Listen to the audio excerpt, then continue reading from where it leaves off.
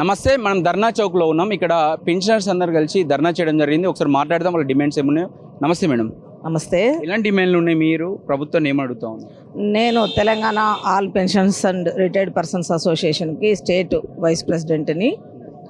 మేము గత ప్రభుత్వంలోనే అనేకమైన సమస్యలు, ఎస్పెషల్లీ పెన్షనర్స్ మీద ఉక్కుపాదంగా ఉండటం, 3 డిఏలు పెండింగ్ పెట్టడం, గతంలో కూడా పిఆర్సీ 20 నెలలు పెంచుతూ రావడం, దాంతోనే మేము ఇబ్బంది పడుతూ వచ్చాము. ఈ కుబేర్లో పెండింగ్ బిల్స్ ఏవైతే ఉంటాయో రిటైర్డ్ అయిన వాళ్ళకి కూడా పెండింగ్ బిల్స్. ఈ క్రమంలో గత ప్రభుత్వం మనకి సరి అయిన ఇది చేయలే. హెల్త్ కార్డ్స్ కూడా క్యాష్లెస్ హెల్త్ కార్డ్స్ ఇస్తామని చెప్పని అన్నారు, అవి కూడా ఇవ్వకుండానే గవర్నమెంట్ ఇది.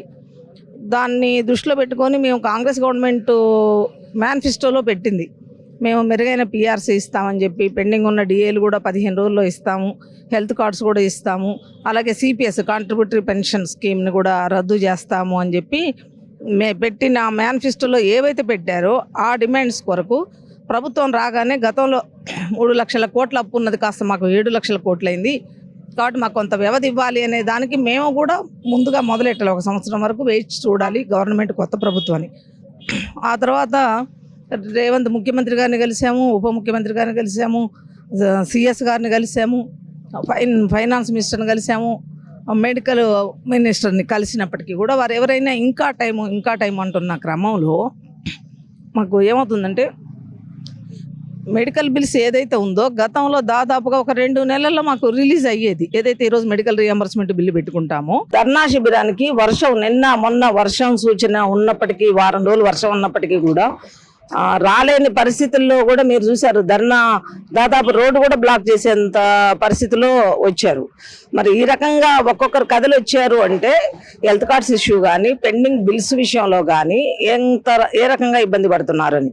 రేవంత్ రెడ్డి గారి ప్రభుత్వం 18 స్కీములు ప్రజా ప్రయోజనాల దృష్ట్యా ఇచ్చిన స్కీములు ఏవైతే ఉన్నాయో అవన్నీ స్వాగతించదగిన స్కీమ్లే. 65,000 పోస్టులు రిక్రూట్ చేశారు, అవి స్వాగతించగలిగినాయి. మరి మా పరిస్థితి ఏంటి అన్నప్పుడు మరి మమ్మల్ని కూడా ఇది చేయాలి కదా. దాదాపు 20 నెలలు అయింది ప్రభుత్వం వచ్చి, ఏ ఒక్క సమస్య కూడా పరిష్కారం కానప్పుడు ఇంకా ఓపిక పట్టండి అన్న పరిస్థితిలో కేవలం మాకు వీరు వచ్చిన తర్వాత ఫస్ట్ శాలరీస్ వస్తున్నాయి, 1 డిఏ రిలీజ్ చేశారు, మిగతా ఏది కూడా ఎన్ని చర్చలు జరిపినా చర్చలు ఏంటి అని ఆశపట్టమే తప్ప సమస్యలకి పరిష్కారం కానీ పరిస్థితుల్లో ఉన్నాం. వేలాది కోట్ల పెండింగ్ బిల్లులు ఉండి పాపం ఇబ్బంది పడటం జరుగుతుంది. మాకేం లేదు, జిల్లాకు వెల్నెస్ సెంటర్ పెట్టాలి. ఎందుకంటే ఎంత హెల్త్ కార్డ్స్ వచ్చినా కూడా ప్రతి నెల మెడిసిన్స్కి మాకు అవకాశాలు ఉండవు. కాబట్టి వెల్నెస్ సెంటర్లు పెట్టాలి. వెల్నెస్ సెంటర్లో ఎమర్జెన్సీ చిన్న ఆరోగ్య సమస్యలు వచ్చినప్పుడు వెళ్ళి చూసుకోవడానికి ప్రతిదీ హెల్త్ కార్డు మీద పోలేం. కాబట్టి కంపల్సరీగా డాక్టర్స్ అవుట్ సోర్సింగ్లో పెట్టారు. డాక్టర్స్ 4 ఉండాల్సిన చోట ఒకే డాక్టర్ ఉన్నాడు. 3-4 నెలల నుంచి అక్కడ మందులు లేవు. మరి అలాంటి పరిస్థితుల్లో మరి మేము కూడా ఆలోచన చేయాల్సింది ఉంటుంది. పట్టేంత వరకు ఓపిక పట్టాము, ఇంకా పట్టలేని స్థాయికి వచ్చాం. కాబట్టే ఇది కనీసం ప్రభుత్వ దృష్టికి మీ మీడియా ద్వారా పోవాలి అని చెప్పేసి, ప్రభుత్వం మీద ఒత్తిడి రావాలి అని చెప్పి, మేము ప్రభుత్వానికి వ్యతిరేకంగా కాదు, మా సమస్య వారి దృష్టికి తీసుకెళ్లి మాకు సమస్య పరిష్కరించాలి అనే దానికి. ఎందుకంటే ప్రభుత్వం ఫామ్ చేయడానికి కూడా మా అందరం పెన్షనర్స్ అసోసియేషన్లు అందరం కూడా బేషరతుగా మేము తీర్మానమే చేసుకొని ఈ కొత్త ప్రభుత్వంలో మా సమస్యలు పరిష్కారం అవుతుంది అని చెప్పి అన్నాం. మాకు మంచి విషయం ఏంటంటే, మాకు టీజేఏసీ కూడా ఒక విలువలు కలిగిన నాయకులే, వారి వ్యక్తిగత ప్రయోజనాల కొరకు లాబింగ్లు జరుపుకునే పద్ధతి కలిగిన వాళ్ళు కాదు, మా పక్షాన ఉండే నాయకులే ఉన్నారు. కాబట్టి వారు మేము కలిసి రేపు 15 తర్వాత డిమాండ్స్ మీద చేస్తాం. వాటిలో కూడా మా పెన్షన్ సంఘాలందరం కూడా మేము భాగస్వామ్యం అవుతాం. అప్పటి వరకు మాకున్న ఎమర్జెన్సీ 10 డిమాండ్స్తో మేము ఈరోజు మాకేం లేదు, కొంచెం ప్రత్యేకంగా మాకు ఒకటి హెల్త్ డైరెక్టరేట్ ఒకటి ఏర్పాటు చేయాలి అని చెప్పేసి. ఇప్పుడు మహిళలకు ఎలాగూ ఉచితంగా బస్సుల్లో ప్రయాణం ఉంది, అంటే అందరు పెన్షనర్స్ కూడా ఉంది. ఇప్పుడు మామూలుగా జెంట్స్ ఉన్న పెన్షనర్స్ కూడా ఏంటంటే కొంచెం గొప్ప స్తోమత ఉన్న వాళ్ళు కార్లలో వాటిలో పోతున్నారు. ఏ కొద్ది మందికో ప్రయోజనం కాబట్టి వారిని కూడా చేసి వారి యొక్క ఔన్నత్యాన్ని సాటుకోవాలి అని చెప్పేసి ఆర్టీసీ కన్సెషన్స్ కావచ్చు, ఈ కుబేర్ బిల్స్ కావచ్చు, మెడికల్ బిల్స్ వెంటనే రిలీజ్ చేయడం కావచ్చు, క్యాష్లెస్ హెల్త్ కార్డ్స్ కావచ్చు, ఇంకా ఇటీవల కాలంలో 6 నెలల నుంచి ఉన్న అతిపెద్ద సమస్య అంటే, ఈరోజు మేము ఆ డిమాండ్లు పెట్టలేదు కాబట్టి మా నాయకులు ఎవరు కూడా దాన్ని మాట్లాడని పరిస్థితి. కమిటెడ్ వాల్యూ ఆఫ్ పెన్షన్ అని చెప్పి మామూలుగా మాకు గ్రాట్యుటీని 15 సంవత్సరాలు ప్రభుత్వం ప్రతి నెల మా పెన్షన్ నుంచి కట్ చేసుకుంటుంది. అది ఏమైంది, మామూలుగా 11 సంవత్సరాల 3 నెలలకు సరిపోతుంది. అదనపు నెలలు కూడా మా దగ్గర నుంచి తీసుకోవడానికి కారణం అంటే అప్పుడున్న సమయంలో 12% వడ్డీలు ఉన్నాయి. ఇప్పుడు 7%కే మనకు వడ్డీ పడిపోయింది. కాబట్టి కొన్ని రాష్ట్రాల్లో 10 నెలలు 8 నెలలు 10 సంవత్సరాలు 8 నెలలు వస్తుంది. మన రాష్ట్రంలో లెక్కలేస్తే 11 సంవత్సరాల 3 నెలలు వస్తుంది. ఆయన మీద వేలాది మందిగా హైకోర్టుకు పోయి ఆర్డర్స్ తెచ్చుకున్నాం. రీసెంట్గా వారం 10 రోజుల క్రితమే కేసును కూడా డిస్మిస్ చేయడం జరిగింది. అదే విషయంలో పక్కన ఉన్న ఆంధ్రప్రదేశ్ గవర్నమెంట్ కూడా జీవో ఇవ్వడం జరిగింది.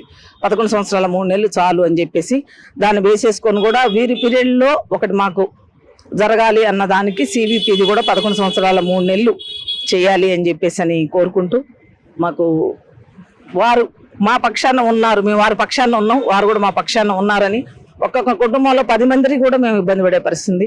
సో మా పెన్షనర్స్ ఇష్యూస్ మీద ముందుగా ప్రాధాన్యత కలిగిస్తూ పరిష్కారం చేయాలని చెప్పి ఈ ధర్నా శిబిరం నుంచి మేము మీ మీడియా ద్వారా ప్రభుత్వాన్ని కోరుతున్నాము. దాన్ని డిమాండ్ కూడా అంటే కోరుతున్నాం. Thank you. చెప్పండి మీరే. వైద్య ఆరోగ్య శాఖ pensioners association state president Bharat Satyanarayana. ఈ మహాధర్నా సమన్వయ కమిటీలో మేము పాల్పంచుకుంటూ మహాధర్నా యొక్క డిమాండ్లకు మేము మద్దతు తెలుపుతూ, అందులో ముఖ్యమైన డిమాండ్ మాది ఏంటంటే కాంగ్రెస్ ప్రభుత్వం వచ్చిన తర్వాత మార్చ్ 24 నుంచి రిటైర్మెంట్ల పర్వం కొనసాగుతుంది. గత ప్రభుత్వం 3 సంవత్సరాలు పెంచడం వల్ల ఈ ప్రభుత్వంలోనే మార్చి 24 నుంచి ఇప్పటి వరకు సంవత్సరం నుంచి జరుగుతుంది. సుమారు 10,000 మంది ఈ ప్రభుత్వంలో రిటైర్డ్ అయ్యారు, అన్ని డిపార్ట్మెంట్లు కలిసి. అయితే ఆ రిటైర్డ్ అయినటువంటి ఉద్యోగులకు రావాల్సినటువంటి గ్రాడ్యుయేట్ కానీ, కమ్యుటేషన్ కానీ, తర్వాత 300 days ఈఎల్ శాలరీస్ కానీ, తర్వాత జీపీఎఫ్ కానీ మరియు ఇతరతరమైనటువంటి అలవెన్సులు ఇప్పటి వరకు ఏ ఉద్యోగికి అందలేదు.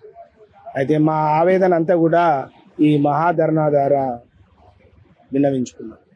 ఏంటంటే ఏ ఉద్యోగి అయితే రిటైర్డ్ అవుతాడో అయిన తర్వాత గతం లోపల అదే నెల లోపల ఇవన్నీ బెనిఫిట్స్ వచ్చాయి.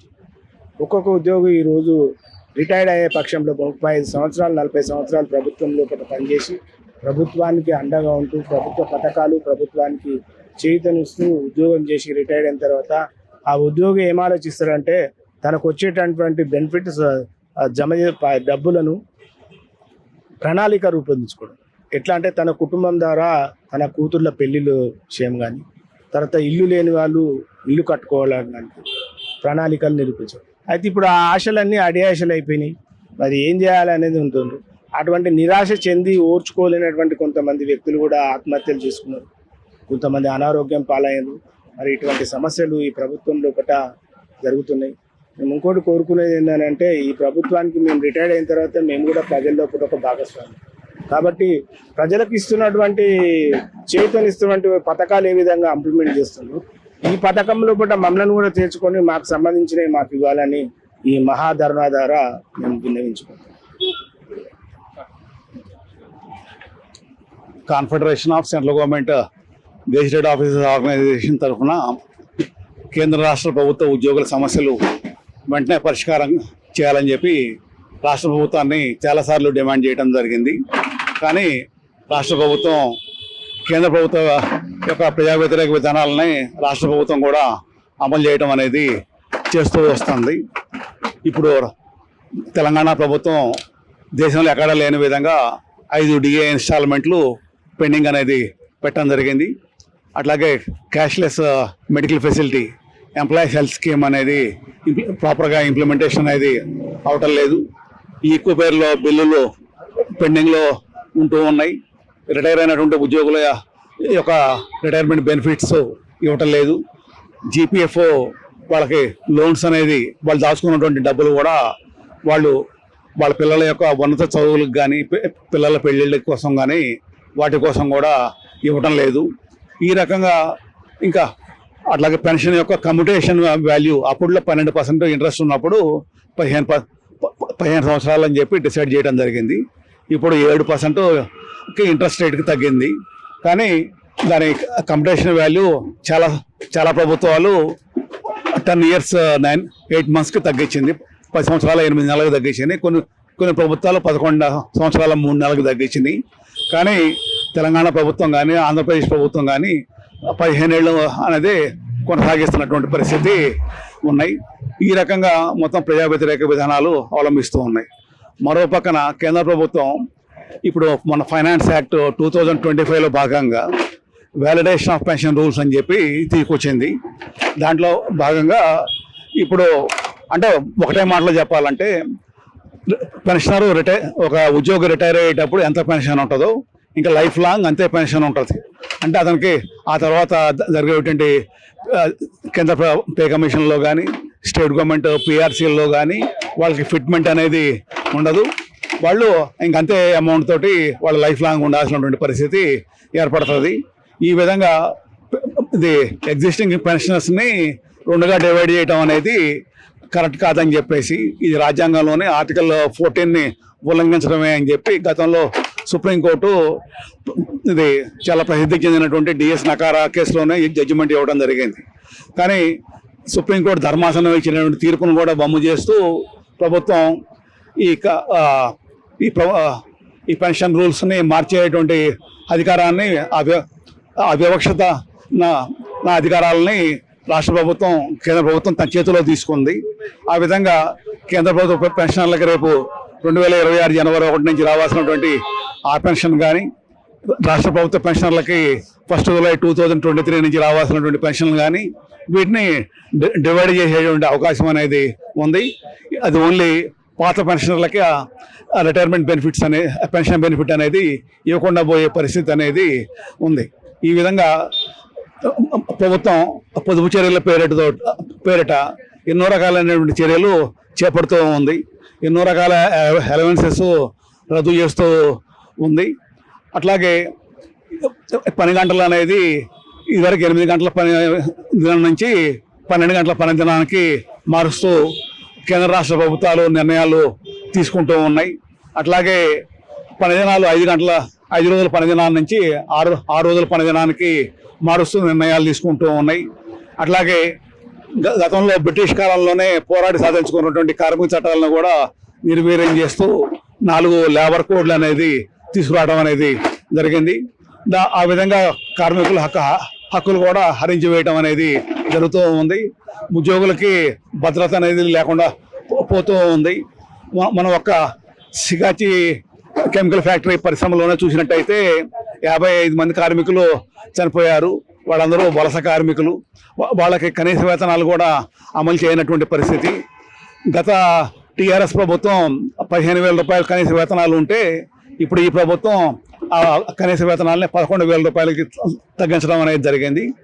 కేంద్ర ప్రభుత్వం ఇది ఫ్లోర్ మినిమం ప్రైస్ అనేది 172 రూపాయలు పర్ డేగా డిసైడ్ చేయడం అనేది జరిగింది. ఈ విధంగా మొత్తం ఉద్యోగులు కార్మికులు అందరి మీద కూడా చాలా పెద్ద ఎత్తున అటాక్ అనేది చేస్తూ ఉంది. అందువలన మొత్తం కేంద్ర రాష్ట్ర ప్రభుత్వం ఉద్యోగులు పెన్షనర్లు ఆఫీసర్లు అందరూ ఐక్యమై రానున్న దినాల్లో మరింత పెద్ద ఎత్తున ఆందోళన కార్యక్రమాలు చేపట్టబోతూ ఉన్నారు. రాష్ట్ర ప్రభుత్వం వెంటనే రాష్ట్ర ప్రభుత్వ పెన్షనర్ల ఉద్యోగుల సమస్యలు వెంటనే పరిష్కారం కాకపోయినట్టయితే ఇంకా చాలా పెద్ద ఎత్తున ఐక్య కార్యాచరణతోటి ఈ సమస్యల మీద రానున్న కాలంలో ఆందోళన కార్యక్రమాలు జరగబోతూ ఉన్నాయి. దానికి ప్రభుత్వందే బాధ్యత.